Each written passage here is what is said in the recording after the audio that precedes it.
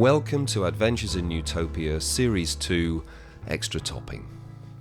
In episode 1 of this series, Ghosts of the Medicine Show, we met Rogan Taylor, author of The Death and Resurrection Show, a book which traces a path from contemporary performance, entertainment and showbiz back to the darkened yurts of our nomadic ancestors.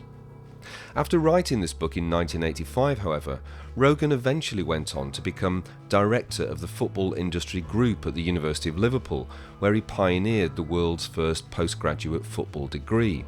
He became advisor to the FA, wrote many books on the subject, and was a popular broadcaster.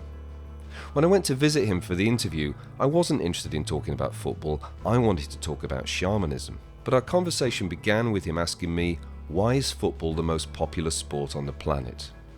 I was thrown by this. I even thought maybe he'd forgotten why I was there. The more he spoke, the more I came to realise that his unique insights into football came from a place of deep understanding of myth, ritual, suffering and community. There wasn't room for this in episode 1, but I'm sure you'll agree it's a perspective on football that will stay with you. And when you ask people about what they feel about football, the first analogies that they reach for are religious ones. You know? Foot, ball, fanatic. And it took me about 8 months to unpack those 3 words. I mean, what happens with all the other ball games? It's all hand, right? Or you take a stick up in your hand, an extension of the hand, and you whack it. Nobody can play football.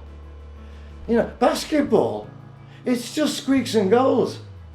Football, you lucky get one. It's the weirdest thing going. And the result of that is, those who watch are in a permanent state of dissatisfaction. In fact, pissed off. In fact, in agony. So you watch the people in a football ground, what are they doing? Well, I'll tell you, 98% of the time, they're sitting, once they were standing, but they're sitting there going, Jesus Christ, he's 3 yards out and he's fucking missed it. I don't believe it. And then there's one moment when it goes right, it's completely the opposite from everything else. In Italy, the word's tifosi, do you know that? People with typhus, the tifosi. Right? Fevered, addle brain, Portugal, Brazil. The word is torcedor. It comes from the verb to wring water out of washing. The English translation would be the mangled ones.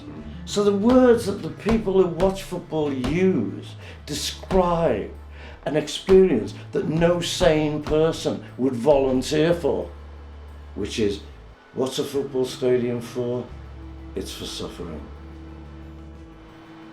That's what it's for. Collective pain. The relation, you see, identity is formed much more intensively in shared pain than in shared joy.